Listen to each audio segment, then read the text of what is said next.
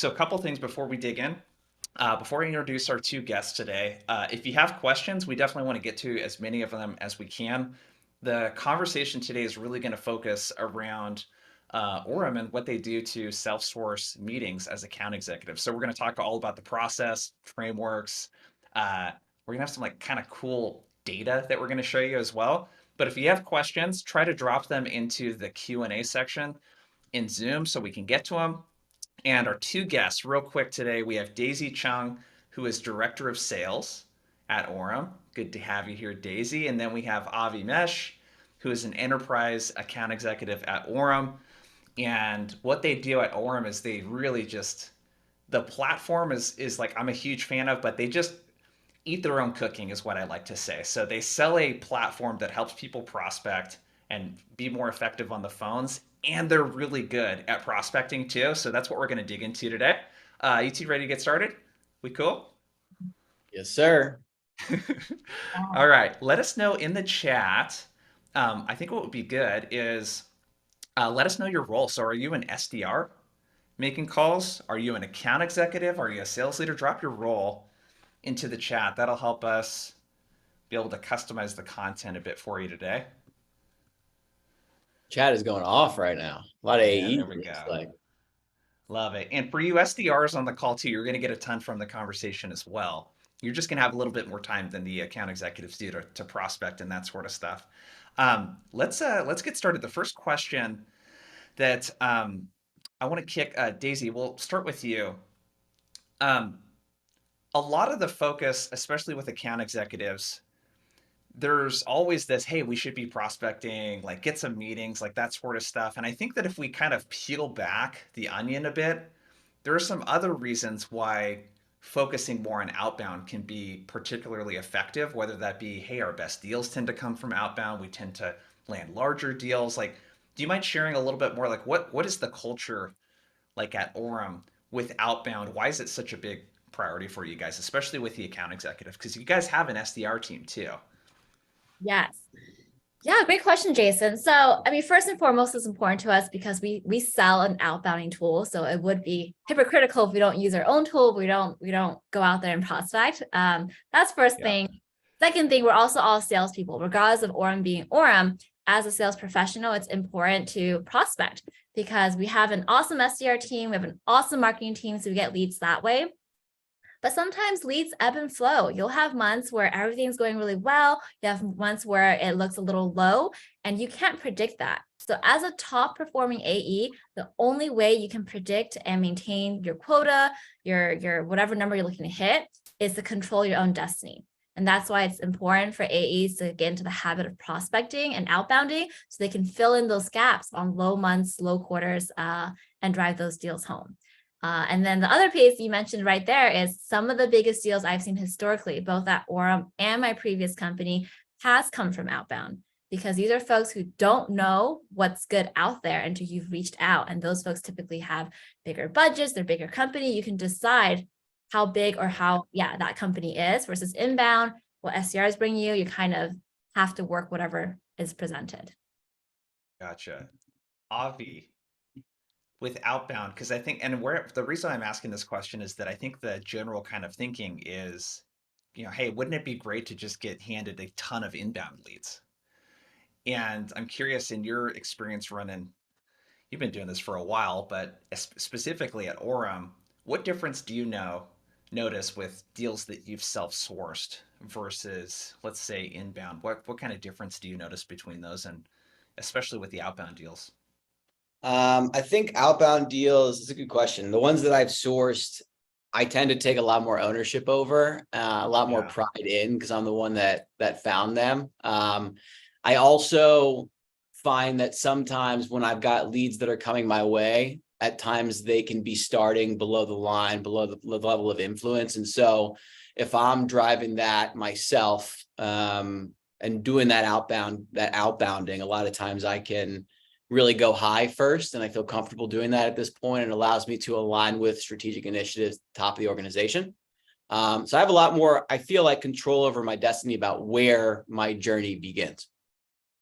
Yeah, that's really interesting because I'm thinking about I don't know if it's the case for you guys at Orum, but a lot of the inbound leads I get start with an enablement manager or a sales manager, and that's not bad. It's just going to be more work to get up to a VP of sales or a chief revenue officer. And what I'm hearing from you is like, hey, with outbound, I can strategically target people with influence in the org, and I can get the conversation started with someone that can be a little bit more of a mobilizer maybe for me through the deal. So am I hearing you correct there? 100%. Love it. Love it. So Loretta asked in the chat roughly how long do these meetings last? And Brian said 3 hours. Promise you, we're not going to keep you for 3 hours today, you guys. Brian, are you being a smartass? Um, so we're going to keep it under an hour today. You guys are funny.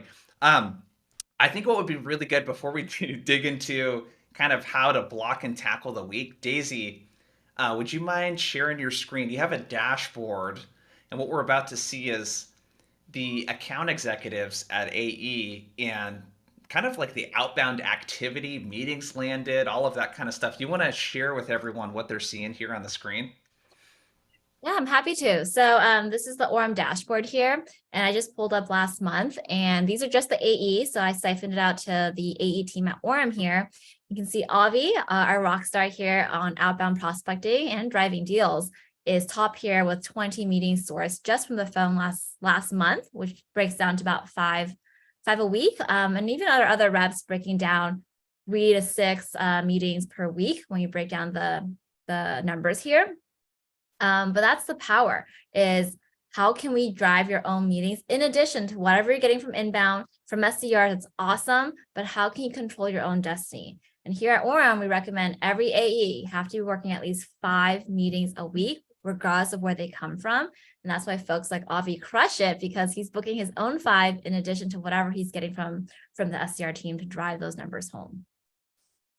So I think one thing that really sticks out to me, let's see if I can put a little pointer on the screen if people can see it, is session time, dial time, and then talk time. Do you want to kind of walk us through the numbers that people are seeing here? I think what's really powerful is if you have something like Orum, and I know we're talking a lot about the tool right now, and I promise we'll get a lot to the tactics. It's just like I get excited about this stuff because I think about the time investment that it takes, to get meetings. And when you're not using some sort of dialer, it can really just take a ton of time. But you want to share, Daisy, a little bit more about what we're looking at there in terms of talk time, dial time, session time, that sort of stuff, just to give people context into how much time all of this stuff takes?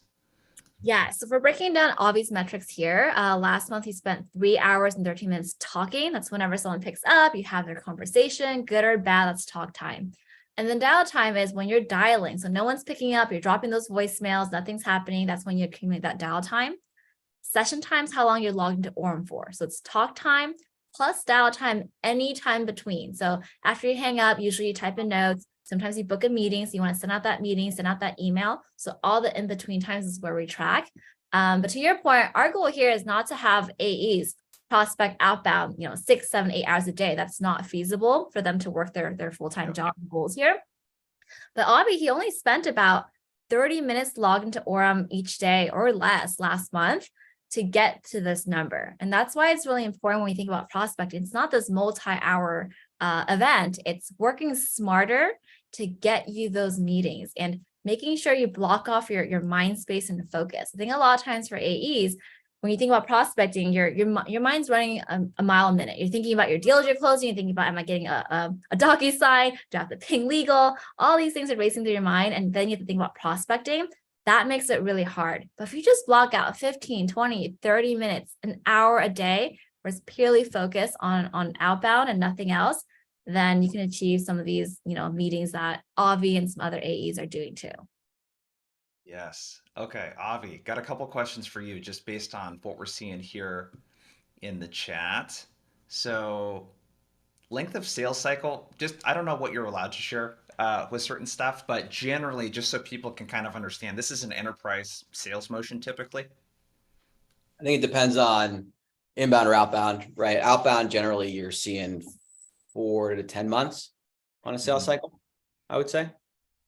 Yeah. Hopefully that's And okay. those meetings, yeah, and those meetings that you're landing, those 20 meetings, do you want to give some context into some of these are like net new accounts. Some of them are like a deal that I just started working. You want to give some context into those because I think the types of meetings are super important. One thing we talked about right before this is that prospecting doesn't stop once you get a first meeting. So some of this is prospecting within the org too, and multi-threading and that sort of stuff. But you want to give a little more context into those 20 meetings there? Yeah, I think it's a smattering of different type of meetings, right? It's net new logos, right? People that I've never spoken to before that I've done research on. They're opportunities that my SDR tried to book for me, but no showed, and so I went elsewhere in the organization based on the intel that he had collected. It's multi-threading into my active deals, so I'm talking with coaches and stakeholders, and I'm trying to move up the organization based on intel that I found. So, for me, cold calling is definitely difficult, right? For a lot of people, and it's difficult to generate interest. So make it as easy as you can for yourself. Like reach out to warm leads, reach out to people that, close lost ops from a couple quarters ago, you have some relationship with. I mean, really, it's just about driving pipeline using the phone, right? It doesn't, I think a lot of people get hung up on, I have to spend 30 minutes calling net new accounts.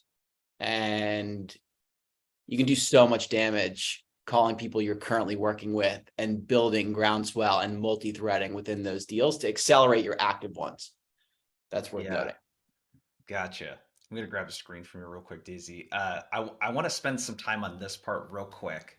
Um, so Daisy, I'll kick this next question your way. What are the different, when you think about the different types of leads, we'll call them leads, that someone like Avi or someone else on the team might call? There's cold outbound, right? What you just mentioned, Avi. What are the other types of like leads or plays are you guys targeting with your outbound? Because I think this is really important for the account executives, especially on the call to hear. Yeah. So Jason, how I usually message to the team is as an AE, your deals come first. So when you're calling or doing any type of reach out, the first thing you do every morning is focus on your deals, especially the late stage ones. And that also means picking up the phone, calling them to talk about, legal, security, grabbing multiple stakeholders, or if the DocuSign is sent, seeing where things are to propel the deal. As we know, time kills deals. So all because someone has a DocuSign sent or also because someone gave you the verbal commitment does not mean the deal is happening until it's signed. So that's the first call. That's the first prospecting I recommend all A's to do. After that, it's any deals in flight. So not the late stage, the beginning stages. You did your discovery call, you did your consensus call, you did those early calls. It's important to have the call between the call. So don't wait until the next meeting to speak with your prospect again. After that first call, after that second call them again and say, hey, super excited to catch up in a couple of days. Just confirm me again, this is what you're looking for. Curious, what is your boss looking for? You're peppering more questions to dig deeper and helping you for that next call, all while building deeper rapport and relationship with your prospect. So those calls come next. After that, we have your warm prospecting call. So after the hot deals and then the early deals is the warm prospect. Anyone you've ever spoken with who said, hey, call me back in a couple months, not a good time, send me an email. That's where you should focus your energy next because you have some type of relationship to follow up on. And then the fourth and last bucket is the outbound calling. That's purely cold. Still super important. But again, it's very important for an AE to prioritize their time on what calls to do first to maximize their quota attainment, their time management and all that fun stuff. Okay, so I think there's a really important lesson here again around if I'm an account executive, you're basically flipping the sales funnel upside down and saying, I'm going to start, with the stuff that's closest to closing. So if we kind of go through the buckets that I dropped there in the chat, so deals closest to closing, this is, if I understand correct, this is like might have a proposal out, or it's at the stage where maybe it's gotten a verbal type of commitment. And now there's like a lot of moving pieces to make sure that like the right person signs this, that it goes through, that we're meeting sort of deadlines. Is that first bucket? Yes. Yeah. So what kind of calls are being made? And can you guys provide, either one of you provide an example maybe of like, what's, like, what would that look like or sound like? I can speak to that, and it's going to be a little bit against what you'd expect, I'd say, because I'm not actually calling these people through Orum at this point at the end of my cycle. The reason for that is I get their cell phone number. We're on a text basis. And so what I'm doing is I'm calling them cell phone to cell phone, and I'm having conversations with them about eels in the deal or things we should be avoiding, or things that need to happen, and scheduling more meetings and more touch points during those calls. So the analytics that Daisy was showing, I would probably wager that most of the AEs on there are taking a similar approach with their late stage opportunities from a calling standpoint. Most of those meetings that you saw are those mid stage, early stage, or completely cold ops that we're reaching out to over the phones using Orum. Got it. So that first bucket then is primarily like, this is my champion who I have a relationship with, that like I have enough rapport that I can text with, and I'm just making sure that stuff that's supposed to happen is actually happening and that we're not blocked on anything.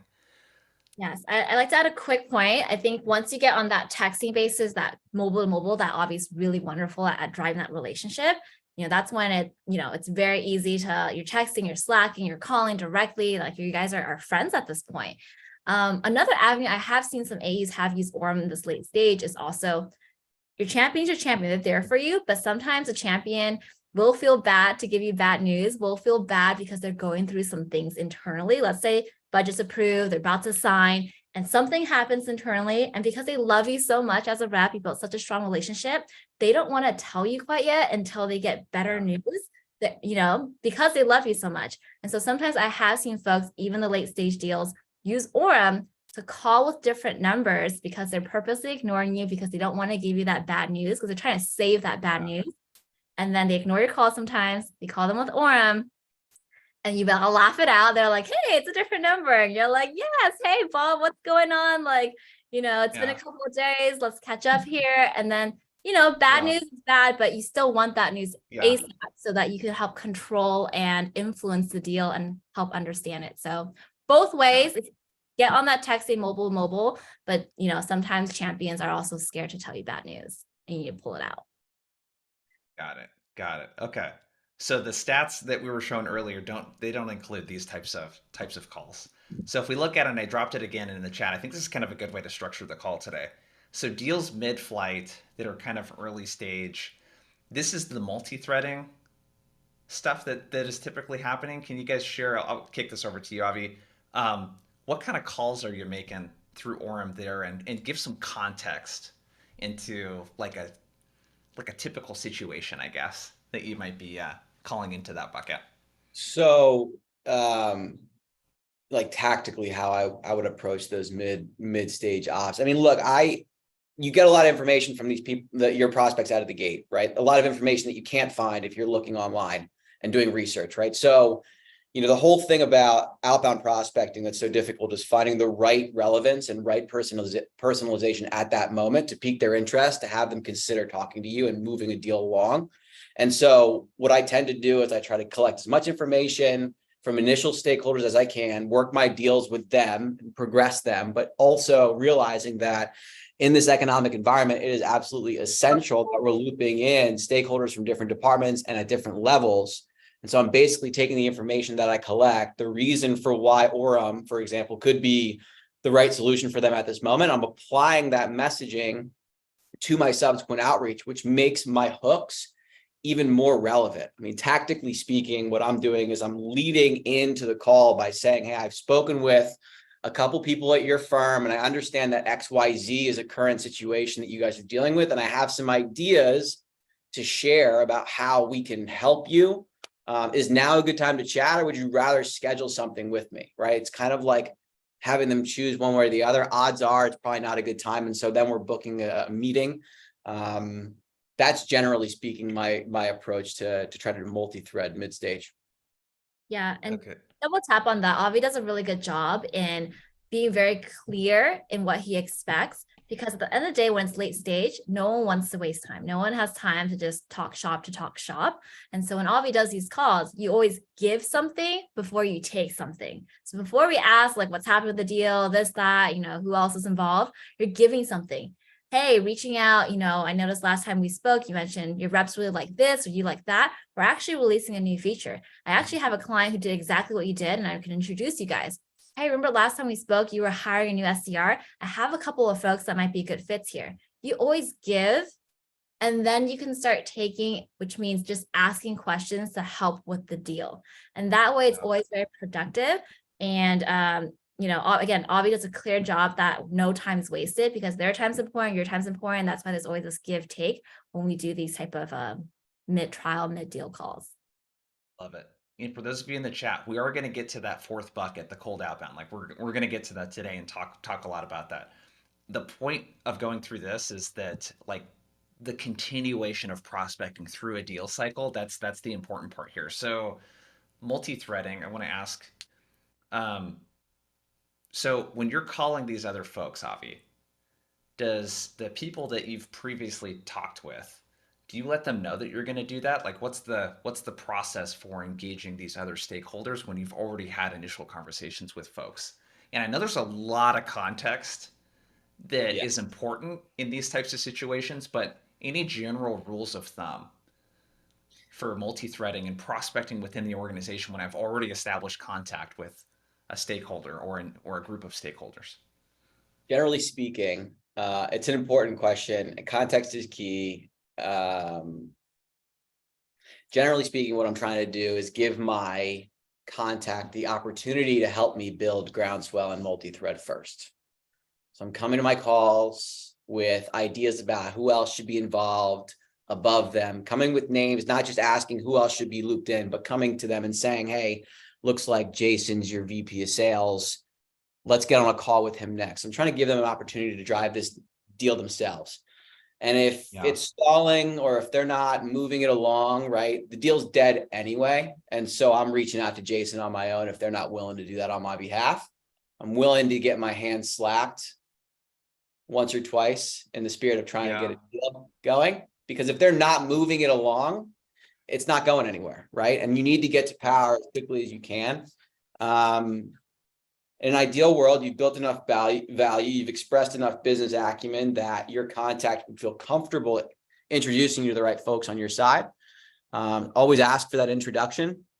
And yeah, if it slows down and if you're not getting where you need to go, that's when you apply the learnings you've gotten to drive in the lead. Because an introduction, right, Jason, is the best thing you can get. If you can get an intro to the right people, it's warm, you're copied on an email, you're scheduling calls, that's great. This is really for if it's not moving. Tactically speaking, also, I don't, when I'm reaching out to a leader, say, hey, I spoke with XYZ person and they told me this, that, and the other thing, because I don't want to burn this person and like make them feel like I'm totally going around them. Instead, my strategy is instead just to insinuate, hey, based on my research, based on discussions, it sounds like XYZ. Is that wrong? Yeah. Is that something you and I can discuss? So the bottom line here is that you're willing to go on the journey yourself. It's not option number one. Option number one is we're able to get introductions and create buy-in around additional stakeholders, but we all know that a lot of the times that's not the case. We're either talking to the wrong person or there's some sort of unwillingness to kind of share, and you're willing to go on your own. And I think an important detail there is that if you do go on your own, don't do it in a way that makes the people you've been talking to look bad. Don't drop their names in there. Like, don't create unnecessary friction. Daisy, anything when you're working with your account executives, like in this kind of bucket, the deals in flight, any other kind of pointers that you have around multi-threading and the prospecting, quote unquote, that's happening during the deal to get people involved? Anything else that you would add? Yeah, so especially when you think about enterprise prospecting too, because Avi also focuses on more of our enterprise space, it is important to, again, you want to make good use of your time, whether it's a warm call or a cold call. So I think Avi had a good point where he is letting them know, like, hey, are these people XYZ a good fit to talk to? Or he's name dropping actual people and doing the work for them. The worst case when you're doing these type of calls and you're trying multi-thread, saying, hey, who else will be involved? Or any questions? How else can I help you? You're making them do the work. But if you start giving them information, say, hey, I did some research and I know Mary here is the sales ops person. Bob here manages enablement. Who do you guys report to typically? Who runs the tool management there? they will respect that you did the work and it makes their answer easier. And not just for name dropping, just anything in general. If you've done your research and know that they're using 3 tools that you integrate with or don't integrate with, let them know ahead of time versus spending your time, oh, what tools are you using, things like that. And especially in the enterprise world, they will respect that you did your homework, and it makes your call a lot more productive too. Yeah, we One thing say I'll just add, sorry, on top of that, that's a great point, Daisy. Coming to the call with, your research and with your recommendation, your homework's done, you're doing it for them. One thing that I found that really helps people open up about exactly who I need to get involved, and it's such a small thing, is just get their pictures off LinkedIn and put it on a slide, and you share your screen and you show the pictures, the names, the titles of the people who you expect, decision makers, executive sponsors, financial sign off, whatever you think it is. Hey, this is who I think this should be. And they will tell you how wrong you are. And sometimes it's better to be wrong, honestly, because then they come in, they tell you exactly who the right people are. It's a tactic I've been using for a little bit now, and it's been paying dividends. Yeah. And really quickly to trim off that, I think what we're trying to get at here, I know when we say like, hey, AEs like book 3, 4, 5, 6 meetings a week, it sounds like it's all about quantity and not quality. Because you can hear that it's the reverse. Like, we make sure our AEs are putting quality work, each deal they're working, each cold call or warm call, whatever the call is. Avi's doing that prep work. He's making that presentation. He's looking on Google, he's looking on LinkedIn, he's building groundswell before having this call. And that's going to give you the best results. To us, quantity is great, but quality must come first before we expand on quantity to be a good use of your time and for you guys to hit your numbers and surpass your numbers too.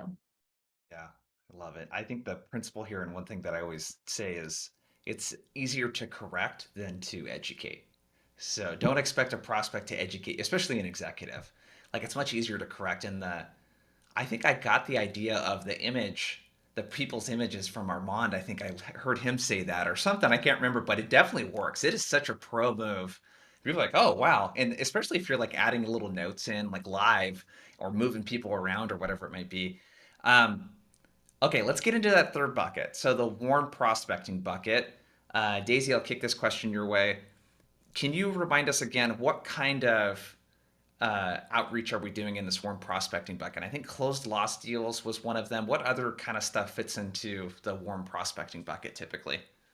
It's anyone that we've spoken with at least once. So even the unsubscribes, the not interested, once you've made a contact with them via email or phone, they are a warm contact. They are your friend. I think a lot of times people get scared of the unsubscribe, not interested, and then, they're out the door. If you think that way, you're not going to build your pipeline as fast. But if every person you've connected with, that becomes your warm prospect bucket, you're going to have a lot of warm leads. And what I mean by that is, even the unsubscribe, they email you unsubscribe, pick up the phone, you call them and say, hey, I just got your email. I know you mentioned unsubscribe. No worries. They just took you off the email. Like, you want to respect their wishes. Curious, I was reaching out because XYZ, and then you jump into your conversation. Those are the colder ones, but the warmer ones are the ones where it's like, hey, call me back next week, not interested. Regardless, as long as they've said something to you, they are now in this warm bucket, and you have the right to continue having these conversations, but making good use of their time. So asking the right questions when you do call them back. So is this like do you guys hop into Orum and like sort by disposition of call or something and just kind of let it do its thing? Yeah, we have call history that breaks down objections, followed up, all the objections, good or bad. And then you go after it. And again, from that order, you go with the follow-ups, the call me back, those are the hot ones. And you go the objection timing, you go with the not now. And at the very end, I still recommend go after the not interested, unsubscribe, because not interested just means not educated. It's not that they're truly not interested. I think you dropped such a pro move there too, calling people that unsubscribe to the email. And then you're really you're super open about it. You don't try to hide behind it or anything. That's a really good pro tip. All right, so we got the warm prospecting. Anything else, Avi, you would add into this bucket? So types of leads that you go after, ways that you might structure the call, stuff that you found to work pretty well for you, anything like that? Yeah, I think the important thing, obviously, in outbound to consider is that anywhere from, I think it's about 3 to 5% of your prospects are actively buying right now. So that leaves 95 to 90%, 97% of your prospects that aren't going to be ready to buy anything right now. And so our job is at first to try to create some kind of awareness and to create some kind of interest. And that's what that cold call is about, which I'm sure we're going to talk about here in a minute. But these next calls are slightly warmer. They're further along in the journey, whether they're not interested or it's not the right time or it's not within budget, right? Or they're using a competitor. You should be collecting information at the beginning of the sales cycle. And then if they're not ready to buy, that's okay. Put those notes, that intel into a section of your CRM, your system of record that is readily available to you when calling, and lead with that. I'm not using permission-based openers when I'm calling my warm leads. Hi, this is Avi with Orum. We spoke last month about XYZ. Do you have a moment? I'm trying to trigger their remembering of me and what we had discussed. And as Daisy mentioned before, trying to lead with some kind of value about, hey, this is a new feature that we came out that feels like it could help you. Or we have a new case study that's really similar to your use case that I think we should discuss, right? So the key is get in quick with the intel, create some relevance out of the gate over the phone, which again, you can get a lot of information passed back and forth quickly when compared with email. Get your hooks in, get a meeting booked as soon as you can, and revisit the conversation and reignite the op. Are there any other deposits that you find? Daisy had mentioned like introductions and new features. Are there any other types of deposits you find that work well, like content or any other kind of stuff to make the deposit before you go in for the ask? Totally. Case studies for sure. Our product, we're fortunate that it's been built by SDRs, for AEs, outbound prospecting teams. And so we have a lot of expertise around this. We're constantly putting out content about, strategies and tactics to improve connection rates and meetings booked, right? So our marketing team, they're doing a great job right now. And so we're trying to complement their efforts in driving more eyeballs to Orum. So taking that information that my marketing team is generating for us, that content, and sending it their way and providing it to them, scripts, all different kinds of things they can be leveraging to get better at the game, so that when they do think about cold calling and prospecting, they think of us first. Yeah. Yeah, and I can add to that. I think a lot of times, yes, there's like a plethora of things you can always like talk about and add value. And whenever you in doubt, you should always just have one thing to go to. Because I think a lot of times people get stressed from cold calling is because like, oh, I think of a new script, I think of this, that's customized. But just have a single go-to, and a go-to to add value is finding relevance in that person's role and or industry. Like imagine, Jason, if someone called you and said, hey, Jason, I'm reaching out. I'm actually talking to, other consultants and founders like yourself to XYZ revenue. That immediately gets your interest because they're now comparing you to like your competitors in a sense. And so if you reach out to any company, hey, I'm reaching out. We work with IT and security companies like yourself to do XYZ. That always grabs the attention because there's relevance and they're thinking about what my competitors are doing. So yes, do the homework and find those specific case studies, new features that are relevant, but always have a backup to lean on. So you're not always stressed and thinking of like, oh, what creative thing should I say? And now you're stressed to make that call. Yeah. One other thing I'd add, sorry, and I know I feel silly for not mentioning it, is information and news about the account. So setting up Google alerts and about the prospect account when it's not the right time. If they're a tier A account for you, or tier 1, whatever you call it, top of the line that you want, set up Google alerts. You notice something that pops up in the news about them, you can call about that. Now it's relevant for them and their business in particular, right? So it's not just about us and the value that we can provide and the value we've provided others, but also referencing their current situation and having them know that they're top of mind for me. I may not be top of mind for them, but they sure are for me. Yeah. And if you're reaching out to publicly traded companies, I do like this tool, Seeking Alpha. I don't know if anyone here has used it before, but there's some really great stuff they pull from quarterly transcripts and that kind of stuff. Okay, let's give the people what they want here. Everyone wants to know about the cold prospecting bucket because that's what people are probably doing a lot of here. So, Avi, I'll kick this first question your way. If we talk a little bit before we get to you've already shared a lot of examples of what you say and how you open and that sort of stuff. Let's just backtrack a bit do you want to just share how do you typically structure your week and make time for this kind of stuff? And like what prep happens prior to you even logging into Orum and hitting go? Um, I personally have a BDR that I work with who's great. Mhm. And so he and I are collaborating every week about prospect accounts that we're trying to break into. He's letting me know about progress he's made and letting me know about objections he's received. And we're, talking shop throughout the week about ways to get into accounts. If you're an AE that has no support, first of all, you should look at Orum. We have a free trial and maybe we can help you. And also, like, you want to spend the beginning portion of your week, right? Your dead hours, maybe like think about, you can look at your analytics and outreach or in Sales Loft, you'll figure out the times of day that are the worst time to be calling, which as chance would have it, a lot of folks end up being, it tends to be the time they call the most, like 10 a.m. to 11 a.m., right? When people are right in the thick of meetings. But in any case, do your work, do your research in batches, what are the top 5, 6 accounts that you want to break We, into. Avi, real quick, Yeah. I want to, sorry for interrupting you. I want to not gloss over what you shared. So you said look at the analytics and find when your pickup rates are the lowest and do this type of work during that time and be really mindful about when pickup rates are high and optimizing. Like, I know that sounds like a really simple thing. I don't think very many people actually sit and look at the data though.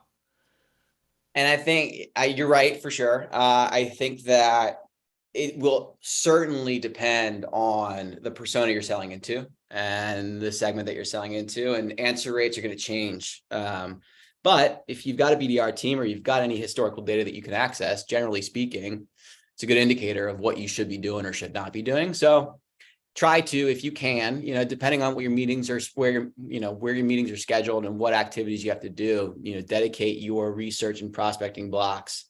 Research blocks to times when the prospecting blocks will be least fruitful. Yeah. And what are you doing during those research blocks?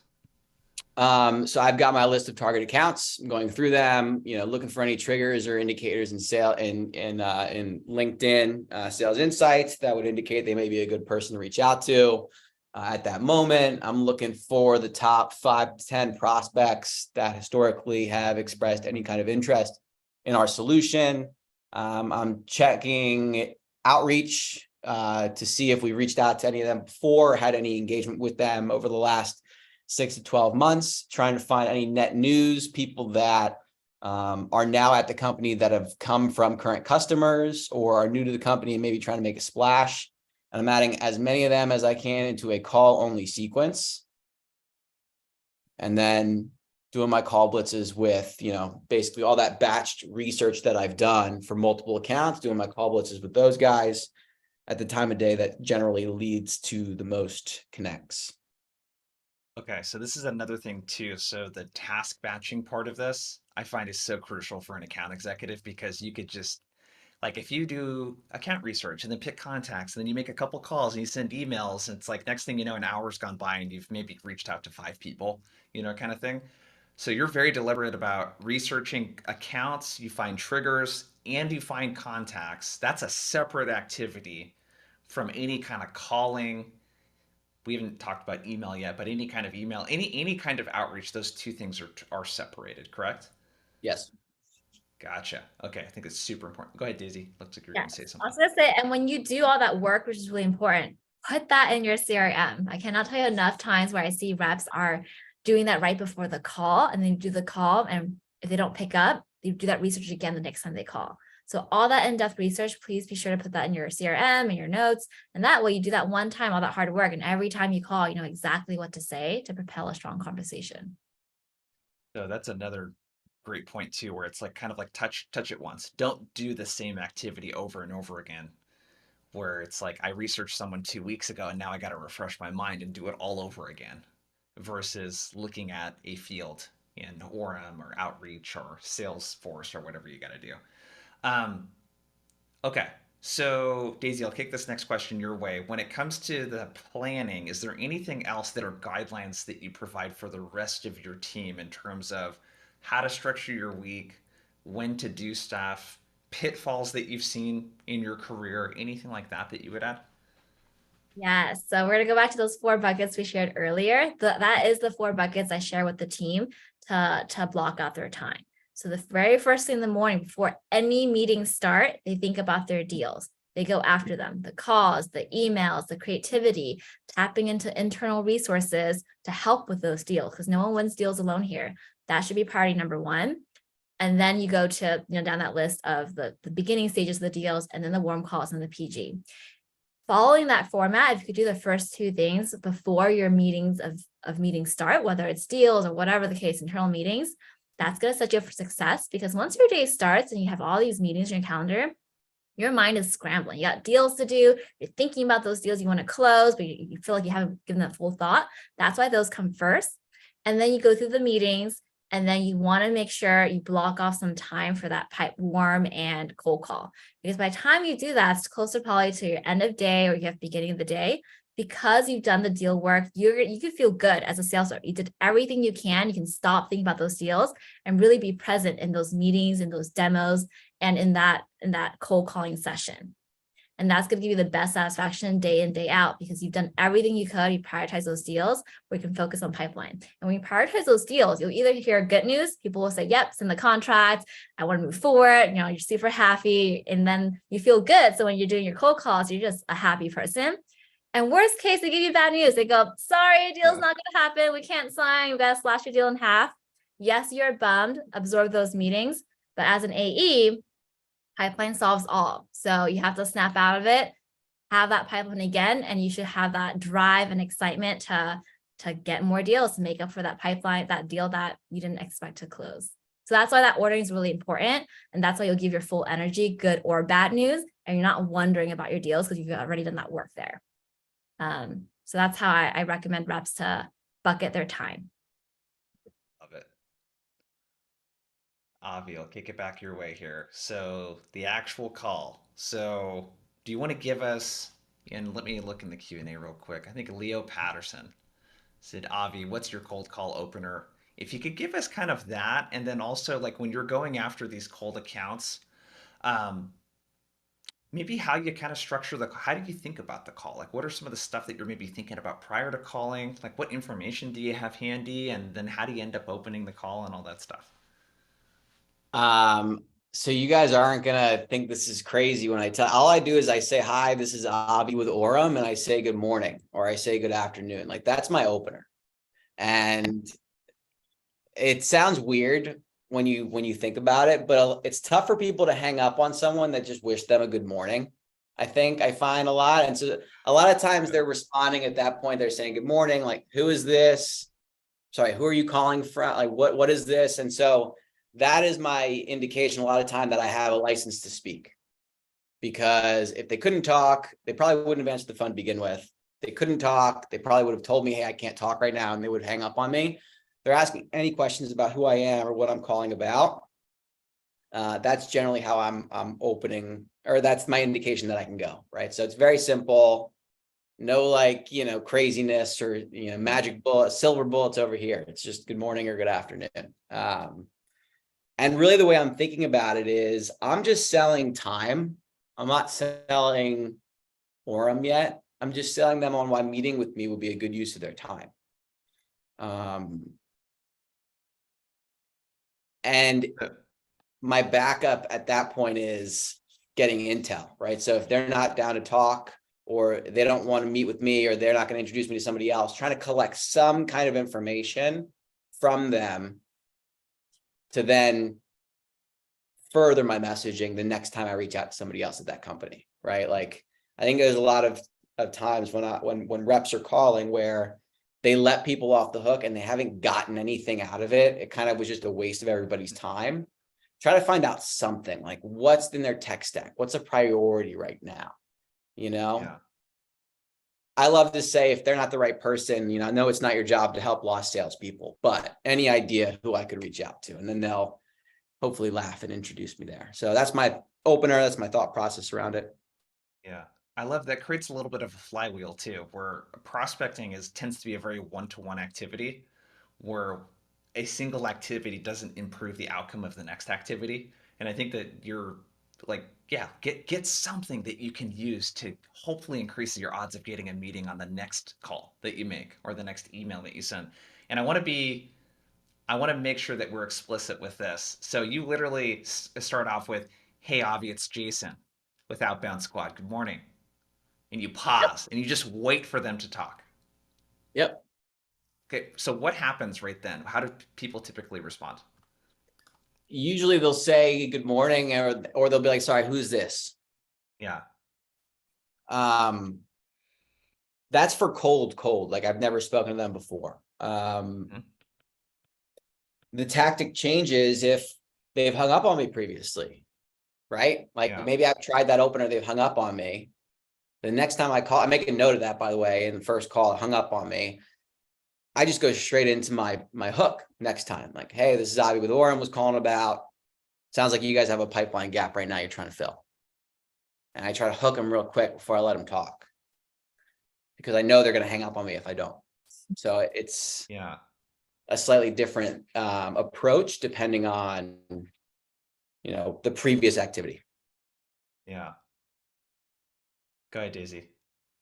No, I was just smiling because Avi does do a really good job at this, and he's very aware of the social cues, because as he mentioned, Yeah. you can't have that same hook, that same sentence for every single person. People have hung up, people have said call back, people have said wrong person.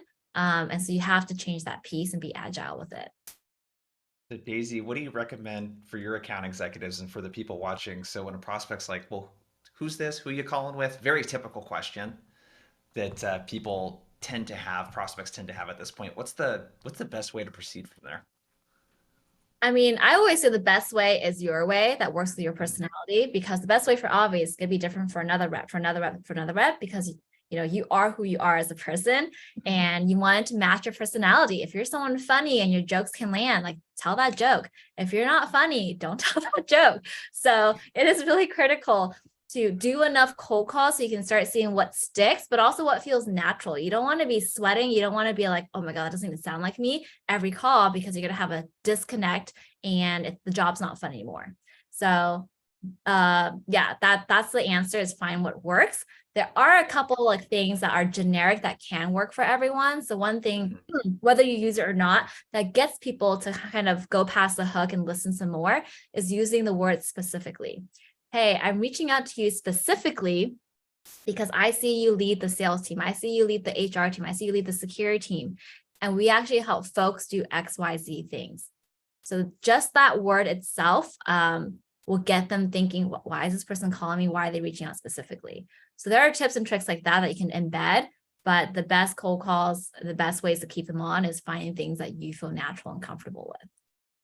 Got it. So we got our opener, and it's something we can generally do is let's get to the reason for our call and provide some context. So I love that. I'm reaching out to you specifically. So make them feel like it was on purpose. Notice that you lead the sales team over there at XYZ company.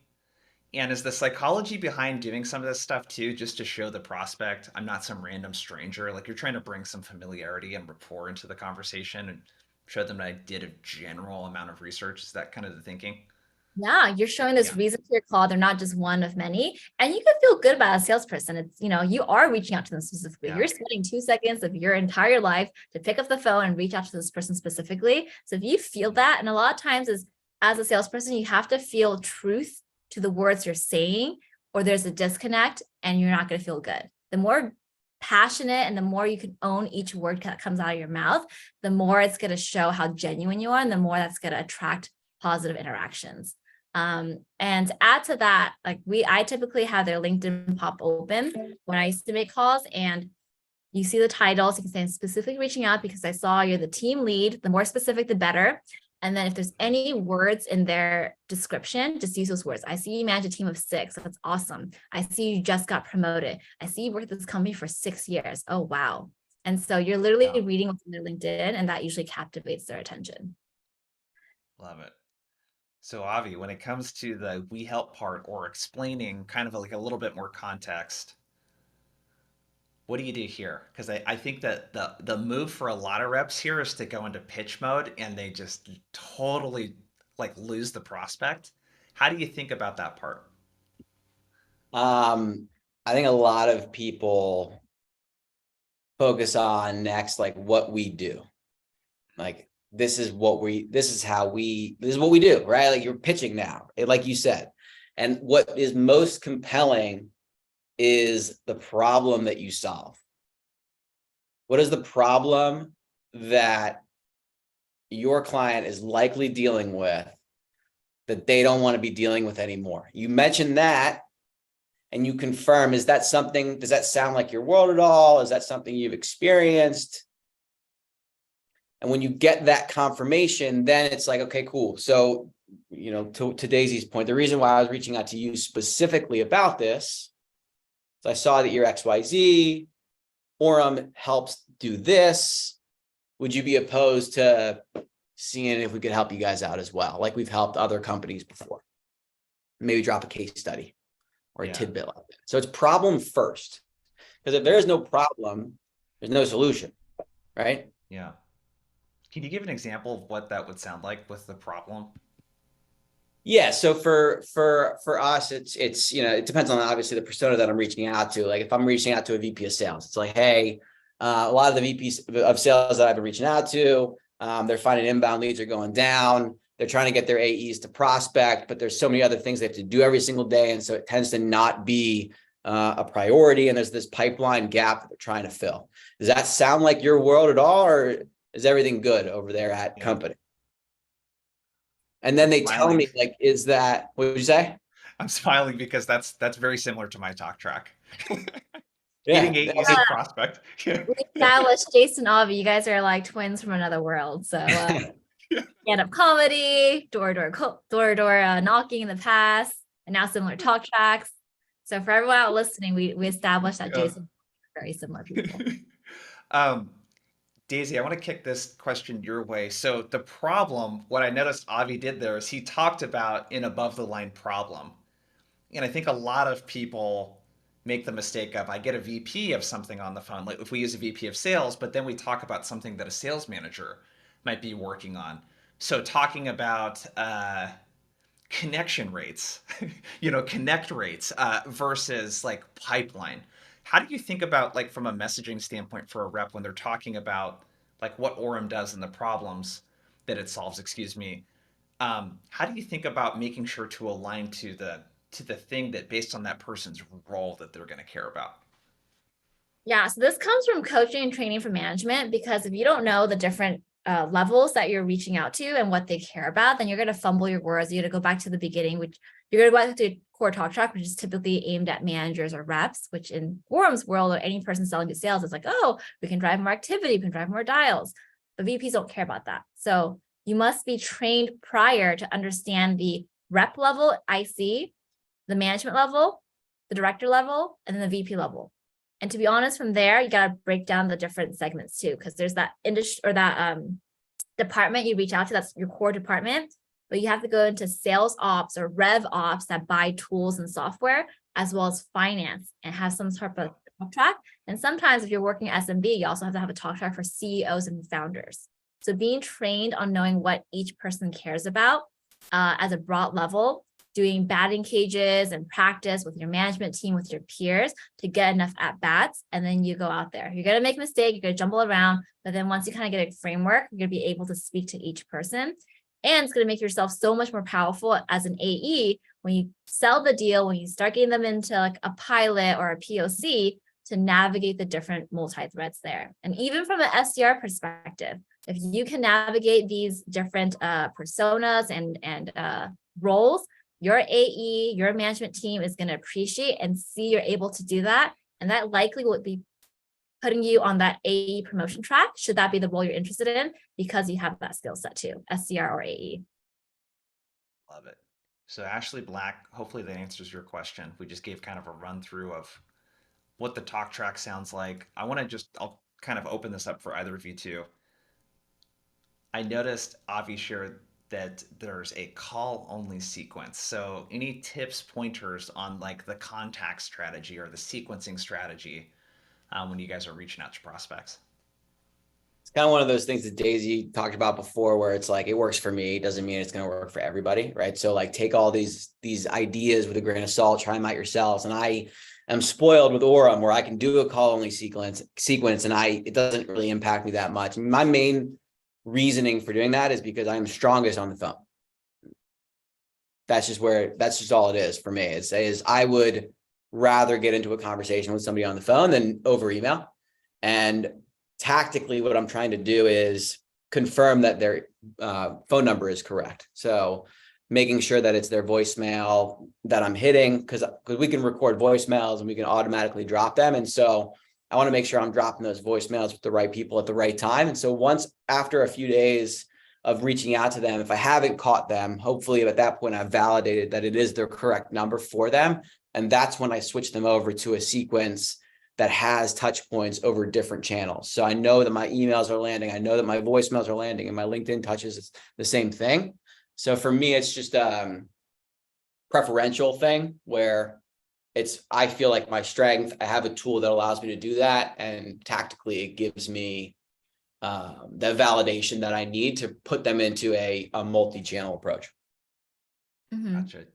And I'll say Daisy, strategically as well, when you have a sequence or cadence going, which is awesome, it limits you to how many times you can call them. Your sequence is not going to say call, email, call, email. It's going to be call, email, LinkedIn, call, email, call, some sort of variation.